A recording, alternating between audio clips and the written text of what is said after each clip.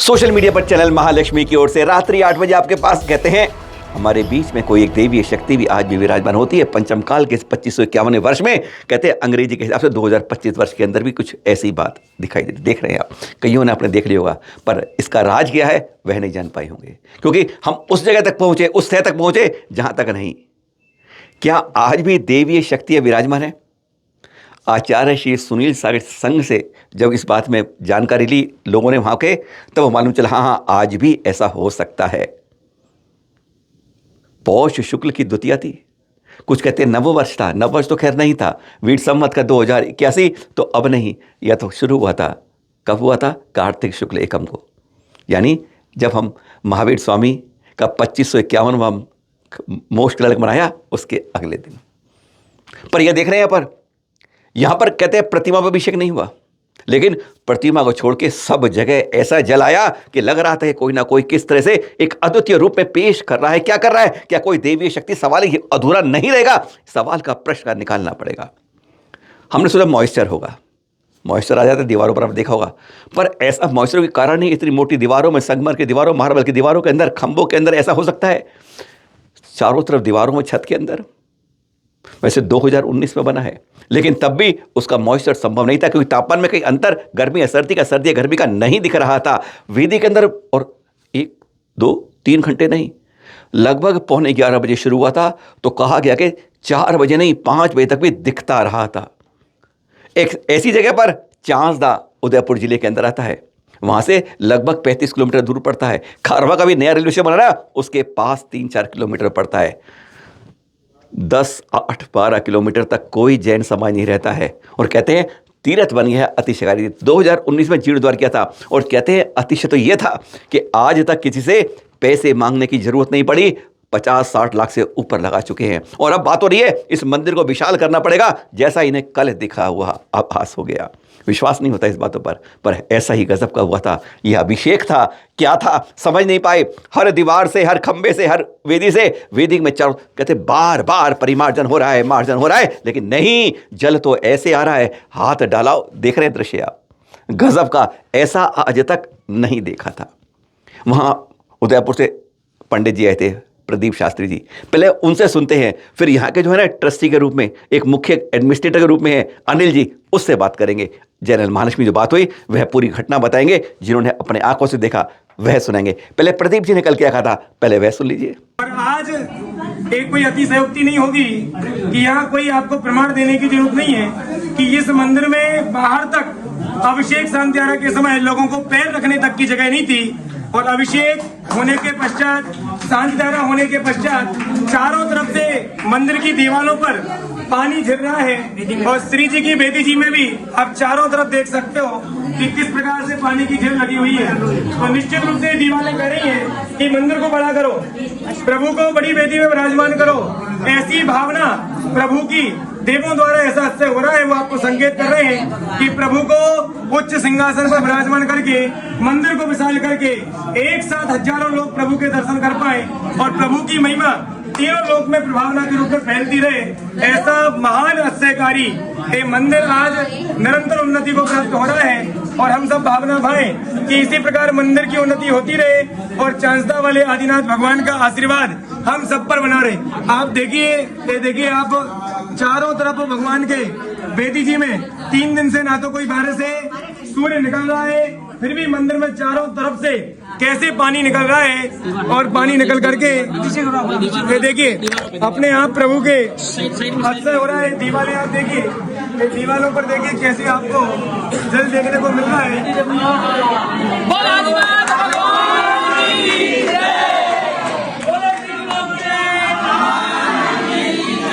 सुना आपने? यह तो उन्होंने तभी कहा कि अब ये जो चारों तरफ की दीवारें छोटी पड़ रही हैं, ये प्रांगण बाहर पड़ रहा है, क्योंकि आज ही शांतिधारा में यह साफ दिख रहा था। ये तो उन्होंने आगे की योजना बताई, पर वास्तव में यह अतिशय क्या था जो इस मंदिर, आपको बता दें 2009 से पहले यह 400 साल प्राचीन है प्रतिमा, यहाँ की एक झोपड़ी में मिली थी, और उसके बाद कहते हैं यहाँ की समृद्धि खत्म नहीं हुई थी। ऐसी समृद्धि बताएंगे उसके बारे में भी। पर हाँ, इन्होंने बताया कि 2009 में जो बीड़ा उठाया, 2009 में जीर्णोद्धार किया, कहते हैं जीर्णोद्धार के लिए बस होता गया। सुनिए जो हमारी बात हो यहाँ पर, कहते हैं आप मुख्य एडमिनिस्ट्रेटर में अनिल जैन जी से क्या कारण है, सुनते हैं जरा। अनिल जी, कल एक आपके अतिशय क्षेत्र में सचमुच अतिशय हो गया, चांदना उदयपुर के अंदर, जो 400 साल प्राचीन है आदिनाथ भगवान का। जब आप उस समय मौजूद थे, आपने ऐसा क्या देखा कि जो लगा वास्तव में कोई देवीय शक्ति ये चमत्कार कर रही है? ऐसा क्या देखा था आपने? सर, ये अतिशय चांसदा में यहाँ पे 400 प्राचीन आदिनाथ भगवान की बहुत मनोज्ञ प्रतिमा विराजमान है। पिछले वर्ष भी हमने वहाँ पे हर वर्ष नए साल को हम 1000 कलशों से प्रभु का अभिषेक करते हैं। तो इस वर्ष भी 1000 कलशों से अभिषेक का आयोजन रखा था। सुबह 8 बजे का हमने समय दिया था, तो उदयपुर के आसपास के लोग वहाँ पर आना चालू हो गए थे। लगभग कितने लोग आए थे? सर, वहाँ पे लगभग आए थे 500 लोग आए थे। 500 लोग आए थे, जैसे हर बार आते हैं उतने ही लोग आए थे लगभग? हाँ, इस बार तो आसपास के मुंबई से भी, आसपास के गांवों के लोग भी आए थे यहाँ पे। अच्छा। उदयपुर के समाज के लोग थे, सर्व समाज के लोग थे, मर्जन समाज के। सुबह 8 बजे से लोगों का आना चालू हो गया था। 9:30 बजे के आसपास से प्रभु का अभिषेक चालू हो गया था। 10:30 बजे प्रभु की शांति धारा हुई, बोलियां लगी। एकाएक दीवार पे पानी दिखा, लगभग 10:30 बजे, 10:30 पौने 11 बजे के आसपास। मतलब शांति धारा के बाद?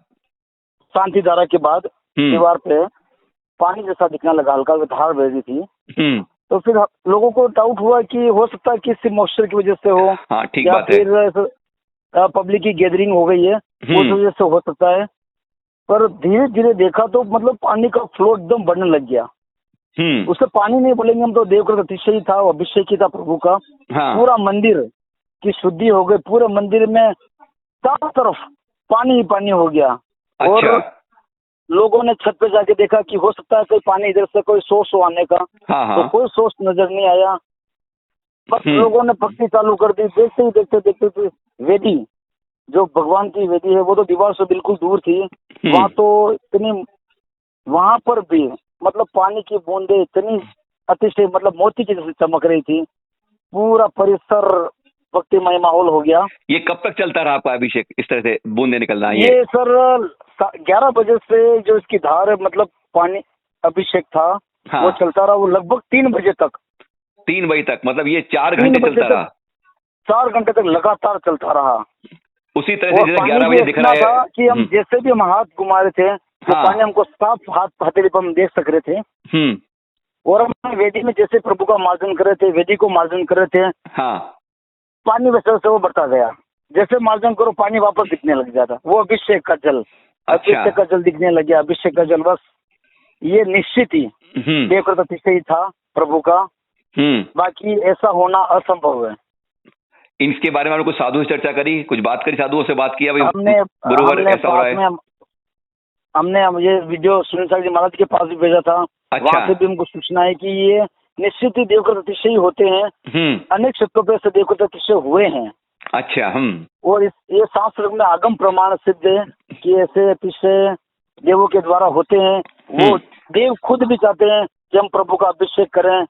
बस जैसा भगवान भक्तों की भावना भगवान के प्रति रहती है, अच्छे से उतना बढ़ता जाता है। बीच में हमारे वास्तुविद हमारे राकेश जी हरका साहब जयपुर से पधारे थे, तो उन्होंने एनर्जी चेक की थी, तो उन्होंने भी पाया मूर्ति का एनर्जी लेवल बहुत ज्यादा था। अच्छा। तब उन्होंने फरमाया था कि जैसे जैसे यहाँ पे श्रद्धालु बढ़ेंगे, यात्री बढ़ेंगे, इस मूर्ति का अतिशय बढ़ता जाएगा। और मात्र 8 दिन बाद ही ये 1 जनवरी 2025 जब महाअभिषेक का पूरा मंदिर का, क्या बोले, पूरे जिनालय का, गर्भगृह का अभिषेक हो गया और देवों ने पूरे मंदिर का शुद्धिकरण कर दिया। ऐसे प्रभु आदिनाथ की ये मंदिर वही चांस लगा जहाँ पहले खंडर सा हो गया था मंदिर। 2009 में इस मंदिर की वेदी प्रतिष्ठा हुई थी, मंदिर का निर्माण होके। तो 2019 तक 10 साल तक लोगों का आना जाना नहीं के बराबर रहा था। हाँ। कुछ उदासीनता हम सब पूरे समाज की रह गई थी इस क्षेत्र के प्रति, ध्यान नहीं दे पाए थे किसी कारणवश।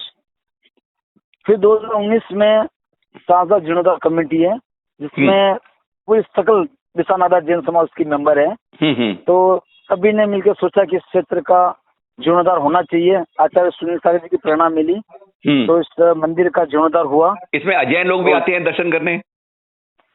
वहाँ के अजैनों की तो इतनी आस्था है वहाँ पर कि वो तो उनको काला बाबा के नाम से पुकारते हैं और जब वो अशुद्ध रहते हैं या नहीं रहते हैं तो हाँ। मंदिर में भी प्रवेश नहीं करते हैं और दूर से भगवान को नमस्कार करके निकलते हैं। कहते हैं चमत्कार से पहले कोई संकेत मिल जाता है। ऐसे अतिशय ये कोई देवी शक्ति थी या नहीं थी, ये आपका निर्णय है सोचने का, पर लिख तो रहा था कि कुछ दिख रहा था। हाँ, यहां पर है ना, अभी कुछ समय पहले ही जयपुर से वास्तु कराए थे राकेश जी, पहले भी हमने बताया था। कहते जा रहा था, रुक गया था यहाँ की एनर्जी को देखकर उन्होंने कहा कि यहाँ की एनर्जी ऐसी है, आप यहाँ आओ मत तो भी वह एनर्जी आपके साथ जुड़ती है। श्रद्धा, आपकी भावना ऐसी होनी चाहिए। और उन्होंने यहाँ के देखा था कि सचमुच यहाँ पर इस तरह की कुछ पावर है, कुछ ना कुछ। उन्होंने कहा था जैसे जैसे इसकी भीड़ बढ़ेगी आपको दायरा बढ़ाना, ये तब कहा था उन्होंने। और आज जब चैनल मानसी बात की तो उन्होंने क्या कहा था वह भी सुन लेते हैं। अगर कोई व्यक्ति यहाँ से किसी भी माध्यम से जुड़ता है तो इतना तो मैं कह सकता हूँ कि वह गरीब नहीं रह सकता, दरिद्र नहीं रह सकता, क्योंकि ये प्रतिमा काफी पुरानी मुझे नजर आ रही है और एक बहुत शांत प्रिय प्रतिमा है। मेरा भाग्य है कि आज मैं यहाँ पे दर्शन के लिए आया हूँ। चाहे वो यहाँ पर आ पाए या नहीं आ पाए, घर पे रहकर भी अगर उसका जुड़ाव जिन प्रतिमा से बन गया तो ये मुझे पूर्ण विश्वास है कि वो दरिद्र तो नहीं रह सकता, गरीब तो नहीं रह सकता। बस मेरे तो आज पहली बार दर्शन किए हैं और ईश्वर ने चाहा तो मैं, प्रभु ने चाहा तो निरंतर कभी कभी जो है, क्योंकि मुझे भी भैया निरंतर नहीं मिल रहा है तो बाबा के दर्शन के लिए भी आऊंगा। दूसरे मंदिर के सीसीटीवी कैमरे का 9:42 रात्रि का दृश्य दिखा रहे हैं आपको। क्या आज भी ऐसी हवा के रूप में, कहते हैं ऊपरी हवा, अंदरूनी हवा, ये कैसी हवा के रूप में क्या आज भी दैवीय शक्ति होती है? सीसीटीवी की फुटेज कुछ सेकंड की बता रही है, करके कुछ दिखा रही है। आप कुछ भी कह सकते हैं कि फुटेज में कई बार ऐसी हवा हो सकती है, पर यहाँ कोई बारिश का मौसम नहीं था, कुछ नहीं था, यह बताया गया। ये केवल इसलिए दे रहे हैं कि हमें मानना पड़ेगा कि आज भी कुछ दैवीय शक्तियाँ आज भी विराजमान होती हैं। दिखती नहीं है आपको, ना हमको दिखती हैं, पर कई बार कैमरे में ऐसी छवि जरूर कहते हैं कैद हो जाती है। अब आप कुछ भी समझें, इसको कह सकते हैं आप अंधविश्वास, कोई कैसे अंधश्रद्धा, और कुछ भी शब्द कोई भी हो सकते हैं। एक ये पोस्ट मिली थी, इसकी जानकारी हमको नहीं थी। इसी पोस्ट के आधार पर कह रहे हैं कि गत सप्ताह ये घटना हुई थी, लेकिन हम में से शायद किसी को पता नहीं चली। जिला सिवनी की बेगमगंज की बात कर रहे हैं। आर्य का संकट डोंगरगढ़ की और विराह था संदीप जैन जी युवा, जिनकी तस्वीर देख रहे हैं आप।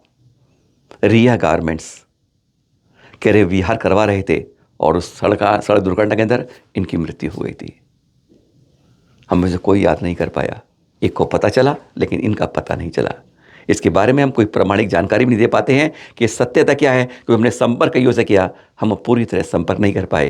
पर इस पोस्ट के आधार पर कह रहे हैं कि बिहार में एक, देखिए कितने युवा हैं, और ऐसी जब घटना हो जाती है तो सचमुच कहीं ना कहीं लगती है, कहीं जागृति की कमी हमें यह लगती है कि हम पुलिस व्यवस्था बिहार में नहीं लेते हैं। और इस समय सर्दियों का मौसम है, कभी कोहरे का बाता है, कोई और कहानी होते हैं, तो इस समय बहुत बड़ी जिम्मेदारी बनती है। सावधान रहें, जागरूक रहें और ऐसी दुर्घटनाओं से हमें बचना होगा। मध्य प्रदेश के कुंडलपुर से सुन चुके थे आप।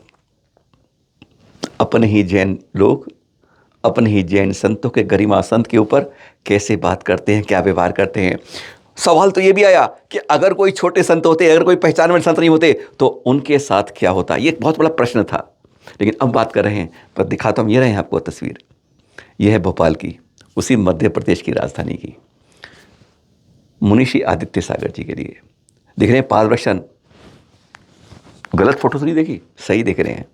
मुनिषी को देख रहे हैं तो पहचान रहे हैं आप, पर सामने सरदार जी पादरक्षण कर रहे हैं। जी हाँ, हरपाल सिंह सरदार जी कर रहे हैं। कहते हैं इतनी भक्ति श्रद्धा है जैन संतों के प्रति। यह बोली बोल रही थी पादरक्षण के लिए, तो सबसे ऊंची बोली इन्होंने ली। आपके लिए राशि की महत्वपूर्णता नहीं है, बता दें 1,60,000 रुपये इन्होंने अपनी तरफ से दिए। कहते मुझे आज चरण पगार नहीं थे, पादरक्षण करना ही था। मैं ऐसे संतों को देखकर यह श्रद्धा देख रहे हैं, एक वह श्रद्धा थी, एक श्रद्धा ये है, एक जैन के कुल में जन्म लेके था और ये जैन कुल में ना कर जैनों से ज़्यादा की भक्ति दिखाते हैं। बस यही फ़र्क देखते हैं जब हम अंदर अपने गिरिबान में झाँक कर देखते हैं कि हम कितने ऊंचे हैं और दूसरे शायद हमसे ज़्यादा ऊंचे हैं। 2025 का पहला दिन, आज का झरोखा शुरू वहीं से किया था और अब समापन के साथ ये खबर दिखा रहे हैं। तपस्वी सम्राट आचार्य श्री सन्मति सागर सुशिष्य संदेशमती माता जी लिखा, देख रहे हैं आप। ये आपको बताया था कुछ दिन पहले कि 23 दिसंबर को इन्होंने संलिखना व्रत दिया था और 4 प्रकार के आहार का त्याग किया था 10 उपवास के बाद।